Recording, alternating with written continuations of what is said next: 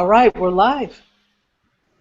Hi, I am Nsenga Burton, founder and editor-in-chief of the Burton Wire, an award-winning news blog where we discover issues involving the African diaspora. And today we are happy to discuss the state of the black athlete in the NFL as we head on this road to the Super Bowl 50 this Sunday. With me, we have a number of guests that will be introduced to you by our producer, Dr. Chetachi Egwu. Chetachi? Thank you, Nsenga. Once again, my name is Dr. Chetachi Egwu. I am a contributing writer to the Burton Wire, and I'm also the media producer, although albeit probably not very good because it took us forever to get on to this one. But it's okay, we're all here now. And I'd actually like to introduce our illustrious guest today, and not in necessarily any particular order. We have with us today Bobby Jackson, who's a former football athlete from Northwestern University of the Big Ten Conference, and he spent over 18 years as a strength and conditioning coach for various high school and college programs, and also mentoring athletes on the amateur, collegiate, and professional level. We also have today with us Cassius F. He's currently the head of the Small Business Administration, Region 4, and he's a business navigator and board member / contributor of Professional Sports Lives magazine based out of Atlanta, Georgia. Sorry about that. Also, we have with us Andre Hardy Jr., who is a former Oakland Raiders undrafted free agent, and also with the signed with the Arizona Cardinals. Right now, he's focusing on being a motivational speaker and a life coach. And finally, we have with us Max. Max, pronounce your last name for me. I want to make sure I'm not butchering it. It's Beaulieu. It's French. Beaulieu. Beaulieu. Yes. Nice. I butchered that. So Max Beaulieu, who is an agent for Avant-Garde Management. Gentlemen, I would like to, or we would like to welcome you to Burton Wire's Google Hangout. Thank you. All right, so thank you for joining us, but let's get started. Let's jump right in there. So Sunday, we have the Super Bowl 50 coming. We have the Carolina Panthers facing the Denver Broncos. We have some good play.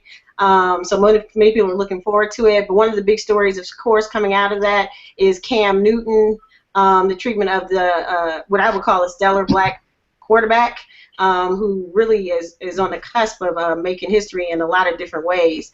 And some of the fan responses to him and some of the industry responses to him, some of which have been, of course, positive, but a lot of which have been negative. Let's talk about that. You know, what's the deal with, the clap back to Cam, and how do you all feel about his response to this, what we would call controversy, in air quotes? Well, I don't think it's the controversy on the celebrations. That's where everybody's trying to focus on. But really, people just really need to look deep down and just be honest. They're an African-American quarterback who's going to be the face of the franchise for 10 to 15 years, and they have a tough time dealing with that. All the celebration and all that stuff, that's just a smokescreen. It's just really dealing with that and understanding, like, hey, this thing is about to change. But this is the interesting point, though. Peyton Manning really put a stamp on that yesterday in his quote when he said that Cam Newton will be the face. So it's so funny because everybody's trying to talk about the contrast between the two for the whole past week about how different they are, trying to play the good and bad cop. But here we go with Peyton saying, hey, look, I'm passing the baton to this one. Not Russell Wilson, not Andrew Luck, not Tannehill, not the other guys, Aaron Rodgers or anybody else. He passed it to this guy. Total contradiction to who he is and how everybody's trying to pit them two together. So that was interesting how the sheriff, as Cam said, if the sheriff says it, you can ink it. Right. So that really just changes it. Right. Interesting how you see the two contrasts, but I think looking at the cup being half full instead of half empty, this is a historic moment.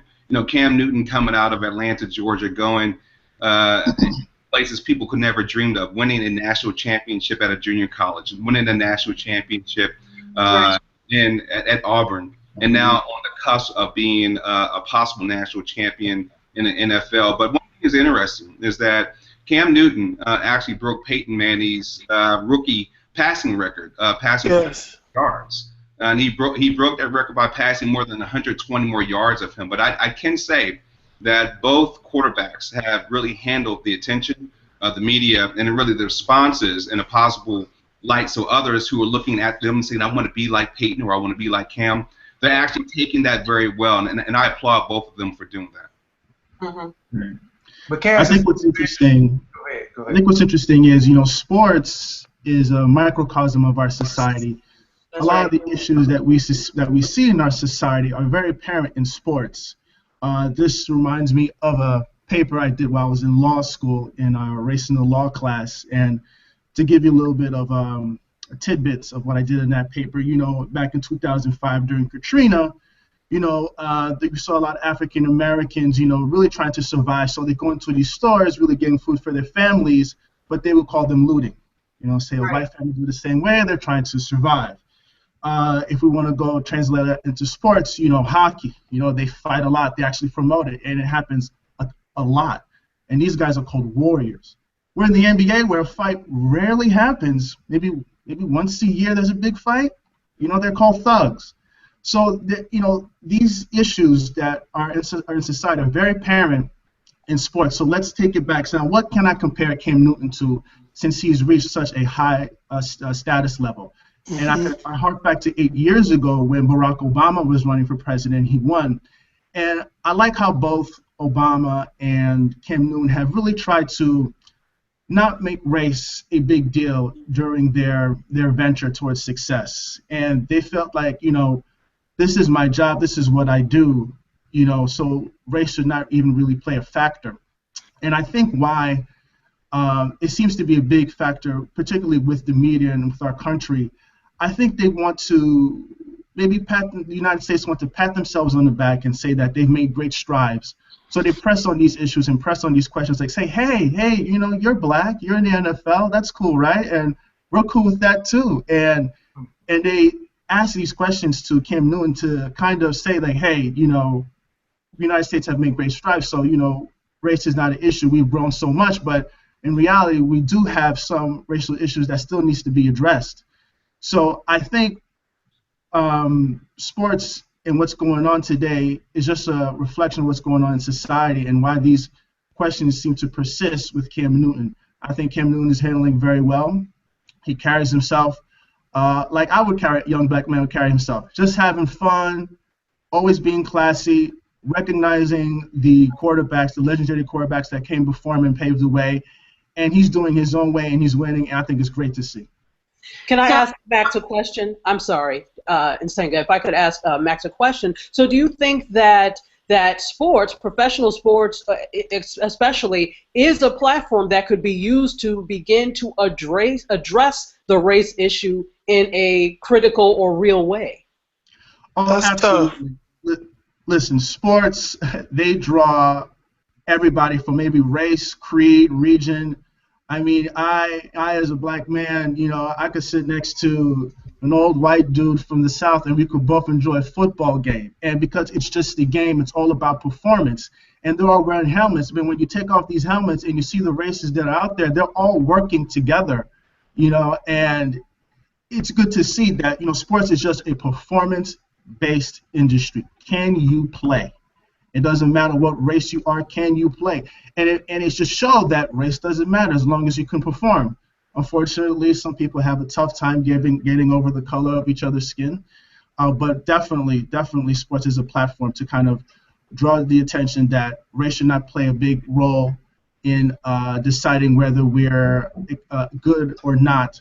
But we'll talk later on about certain issues in terms of the coaches, how race should be really addressed in sports as well.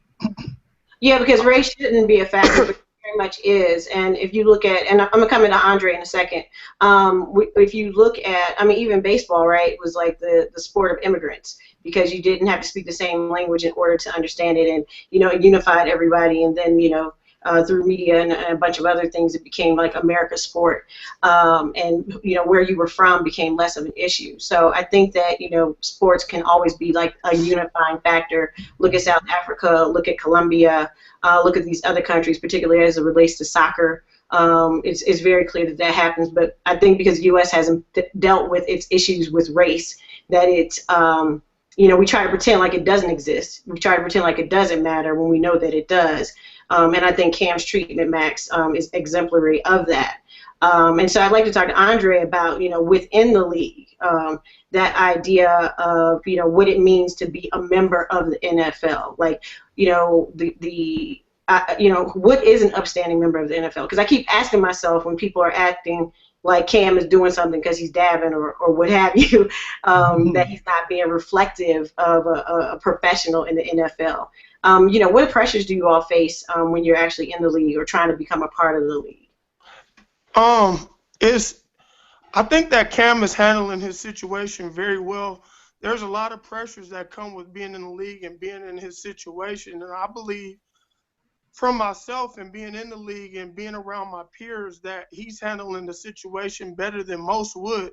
He's on a platform right now to where he can go in any direction he wants to go with what he's doing, but he's having a great time, and he's a professional at the same time, which is making him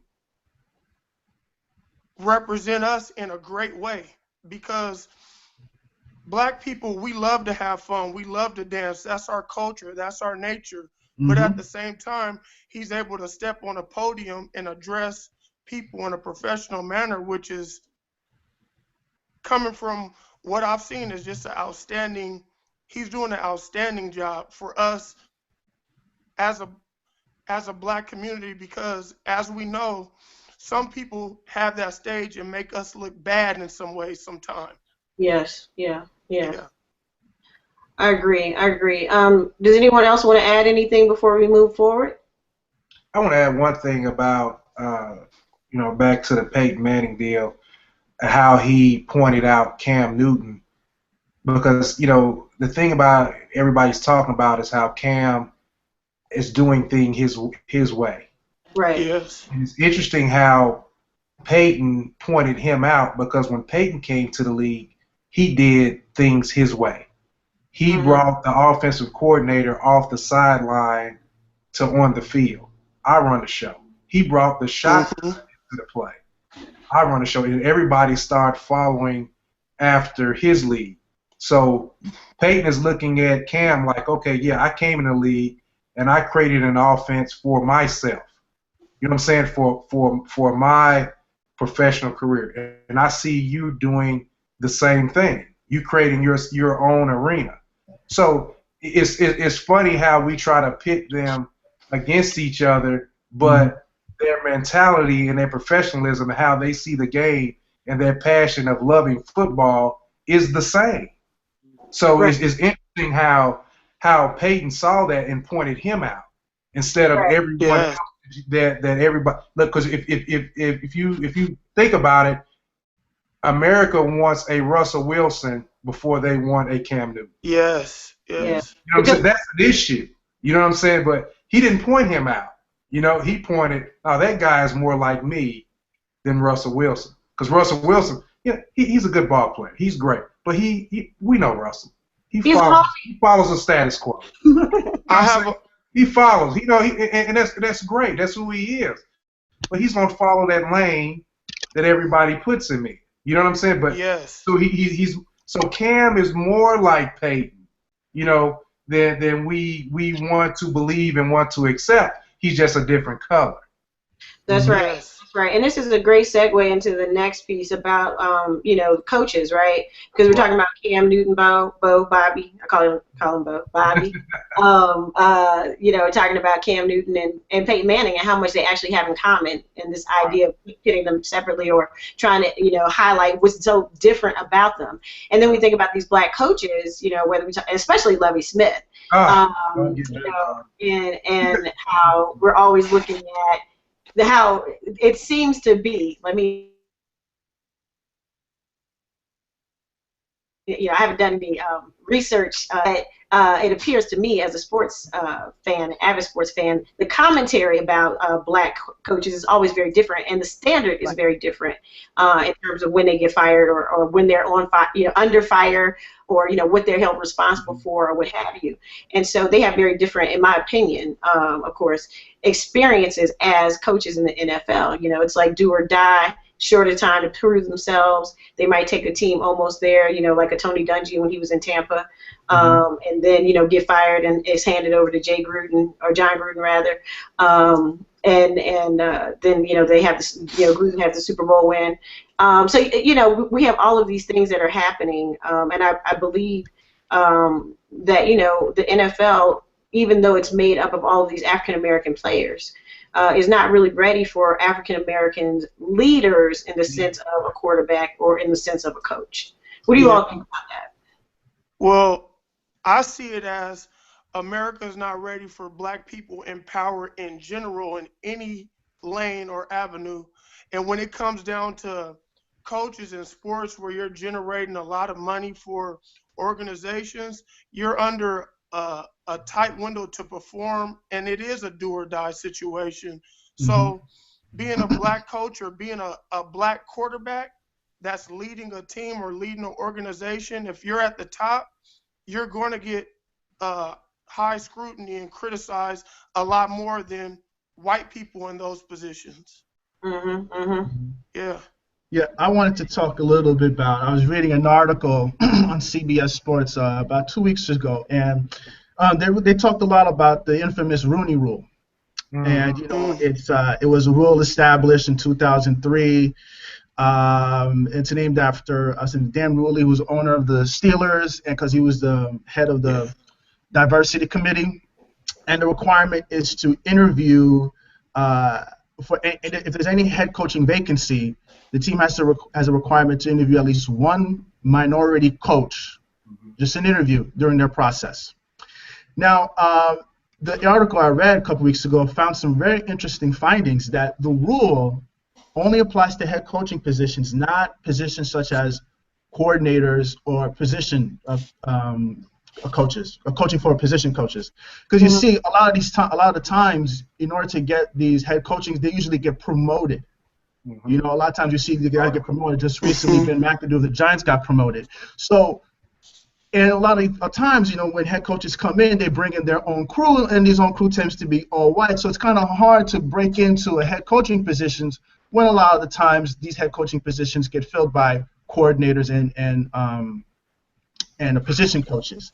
And more findings I find out is that white coaches are 114% more likely to become coordinators than black coaches. Right. That's another hill to climb. And in 9 years, a white coach has 9 years to have a greater than 50% chance to become a coordinator compared to 14 years for a black coach. In over a 20-year career, a white coach is likely to make $20 more million than a black coach. So it's a so the Rooney Rule does not really make the effect that it purports to make. And I think it's something that the NFL really needs to investigate.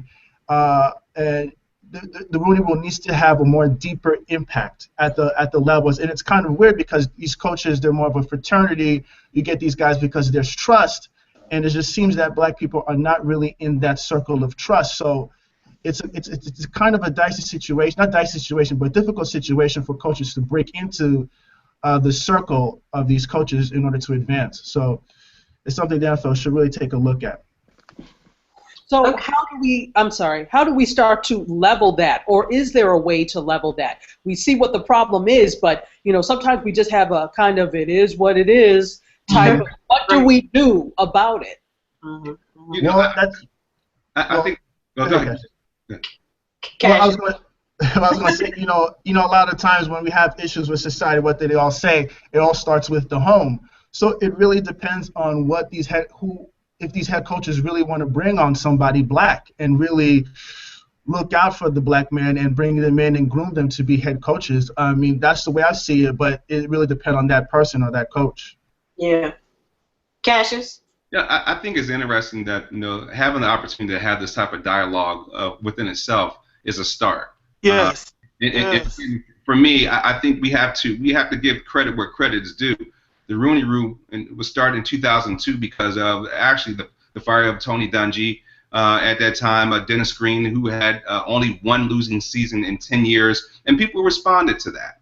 And I think that there's some merit that we have to give credit where credit is due. So it may not be the totality fix today, but it is a start, and it has taken some time. In addition to that, we also need to be cognizant that within any sport, what do you do to get that type of attention? You win.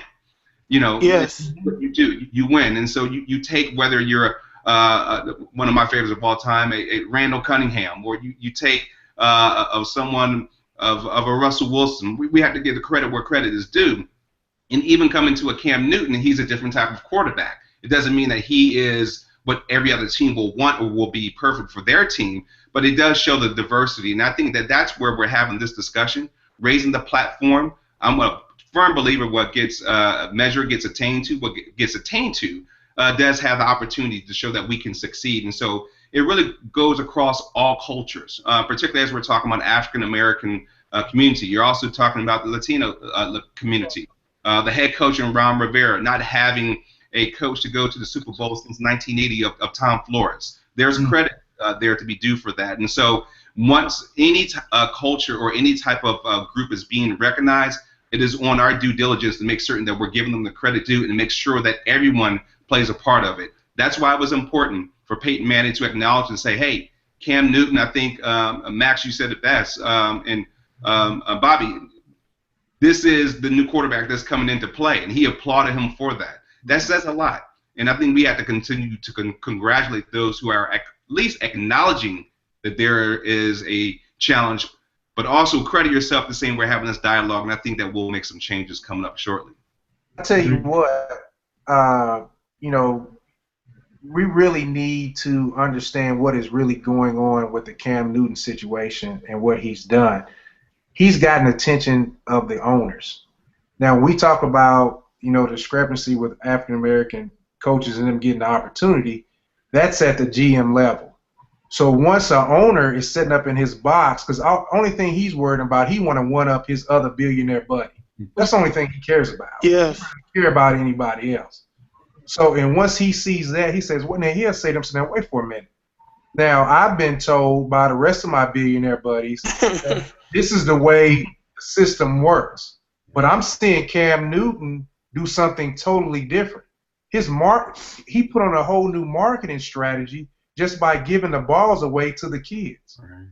I mean, that just did, you know, that didn't make something happen there with the Carolina Panthers. That spread everywhere. And that put pressure on other organizations saying, look at this guy. Look how charismatic he is. You know, look what's going on. Look how he's galvanizing the troops. Look how they outside doing selfies and having a whole lot of fun. Hey, I was GMs, you told me we have to do it this certain way. We have to have this certain coach. We have to have this type of marketing plan. No, we need to do something different because you know what? They making money over there and they're winning. That's right. So that changes the price when you get down to the GM level, because most of the GMs, what are they? Director, player personnel. Then they work as an assistant. Yeah. Then they move up. That's how they work. So they have that old mentality too. Is okay. I gotta hire the next white coach. I gotta hire my buddy with the relationship was a coordinator over here and there. But what happened is Cam Newton said, no, we gonna pop the lid off this box. They're doing something different. So we need a GM. That's the one who controls the show. Give me a GM that wants diversity, that wants to shake things up, and then you'll see things change. Okay. So this idea that, and these are great. I'm enjoying this conversation a lot. This idea of difference, right?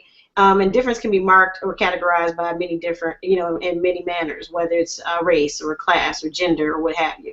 You know, the whole thing with Russell Wilson, you know, catching heat because he's, you know, from an upperly mobile family, a very accomplished family. So, you know, some people were wondering if he could win the Super Bowl because he didn't have that hood pass, you know, or that grit. So, but when we talk about difference, what are we talking about in terms of coaches? Like what, you know, is Mike Tomlin, you know, that different from Jimmy Johnson? You know, what is it that why, you know, and we could say race is a broad category is why people, you know, they figure black people, and so they don't receive us in the same way. But you know, so different. You know, why the resistance to black leadership in the NFL when there are so many black players and have been, you know, for you know the last 40 years? Like what's the resistance? Money. It's the money. The coaches know I can get out there and have a secure position, like my man put out the quote, make $20 million more over a career. They want to keep that money in the house. They don't want that money to go. But see, that's why it says it goes back to the, you know, to the owner. It says, hey, I want that product on the field. I can really care less about what you got going on, GM, but I want what Cam Newton is doing. So, but once they understand that we get to the owners and say, hey, we all want the same thing. We want to win. You know, that's what we want to do. We out here busting our butts, black, white, green, yellow. We want to win. And that's when stuff starts to kind of opening up. But as far as that, I mean, come on, it's greed and money. They don't want nobody in that fraternity to get that green. That's just real. You see that in college. Go ahead, Andre. I think a lot of people a lot of coaches, because they're in such a scrutinized position as being a head coach, are scared to be themselves like Cam Newton is being himself. I was with Bruce Arians in 2014, and I swear I thought he was my uncle. His delivery as being a leader and what he brought, Bruce Arians is white, but he has the demeanor of a black man, and I'm not saying that he's trying to be black. I'm just saying that he can relate to the players, and his delivery is just being himself. He's authentic. And I think that a lot of black coaches, when they get into power, they're walking on a tightrope and they're not being authentic. Cam Newton is being authentic. That's why we love him right now. That's why white people hate him. That's why he's being scrutinized right now. It's because he's authentic. And I think black coaches, when they get into a position to be a head coach and lead an organization, just be yourself, be real, be authentic, and everything else will take over. It's still the same plan. From April to August, it's off-season conditioning programs.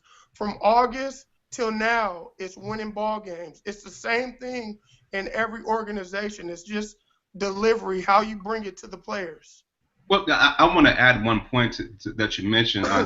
If I'm not mistaken, Bruce Arians comes from the Pittsburgh Steelers organizations. And yes, he did. As an offensive coordinator. Right, and of course, as we know, the Steelers is the organization that started the Rooney Rule. So again, you have to get credit where credit is due. To that point, you know, let's be mindful too, as we're talking about Cam Newton and coaches. We're not just talking about persons of color who may be challenged with who are not of color who are challenged with Cam Newton. We're talking about all folks may be challenged, whether you're American, whether you're a Hispanic, whether you're Latino, or Asian American. So we're just not talking about persons who are that description. What we're talking about really is a generation gap to some degree. We're also talking about what the current millenniums or Generation X or Z or whichever category we fit in may have a tough time understanding a Cam Newton as a person. And so race out of it for a moment, let's be mindful that there is really a generation gap that's really just trying to understand. And unfortunately, at sometimes we put the word race in there to say that's the reason because of race, although there is some validity and that is true. But the bigger thing on a grander scale, it's really about culture and a generation gap. And I'm glad you brought up that point about Bruce Arians, because you're exactly right. You know, Bruce Arians goes, he wears a Kango, you know, he dresses a little hipper, but he is a person who is not of African American descent. So it's a culture issue as we're talking about this subject, and I just hope that the listeners can kind of take that in as well too. That's right. So We are getting close to our end, to our time, but I would like to ask or finish up with solutions. I think a lot of times people discuss things and topics, and this has been a lively conversation, of course, but what do you think are some of the solutions? Like, what are some of the best practices or some of the solutions that we could have in terms of improving the state of black athletes in the NFL? And at the end, and you can be thinking about this, I also want to know who you're going for in the Super Bowl. Okay. Yeah. Start, Andre. I just think that I was in it, so I know that there's a lot of things in place already to help right now within the NFL.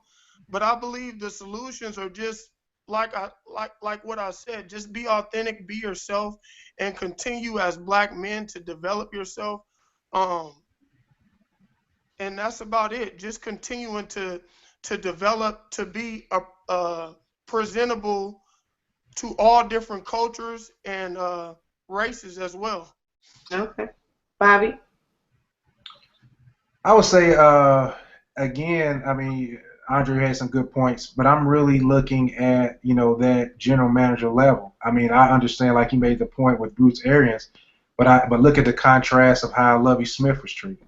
Yes. I mean, he brought, Jameis Winston along. Jameis Winston looked at him as a father figure. Now you're going to replace him with a guy that ESPN reports really didn't have a relationship with. So what kind of backhanded stuff is going on there? So the deal is, if you're an organization, if you're an owner, you say, I'm going to get an African American in as a coach who's going to build that relationship up with that quarterback and allow him to grow. I'm going to give him time.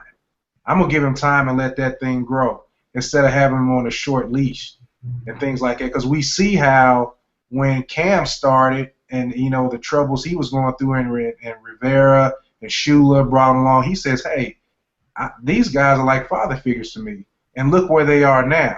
So that blueprint of what the Carolina Panthers did to work with a whole new different face, a minority coach, yes, a minority quarterback, and see how they that maturation process with that. That's a blueprint. That's a blueprint for Deshaun Watson when he comes in from Clemson. Like I put a post before, Cam Newton's story could have been Vince Young's story if Fisher was allowed to build a relationship with him. Yes, yes. And that's what it's about, man. You got to have that temperament. That's why when you pulled up again, guy with the Pittsburgh Steelers, that they only had 3 coaches in the last 20 years. Stability, man. Wow. That's relationship. So that's the thing that has to change. I mean, within football players coming in, African Americans and coaches, you got to give them the time to grow and trust the process. Yes. Cassius? I think as we're having this discussion, we have to also give credit to the Newton family as well.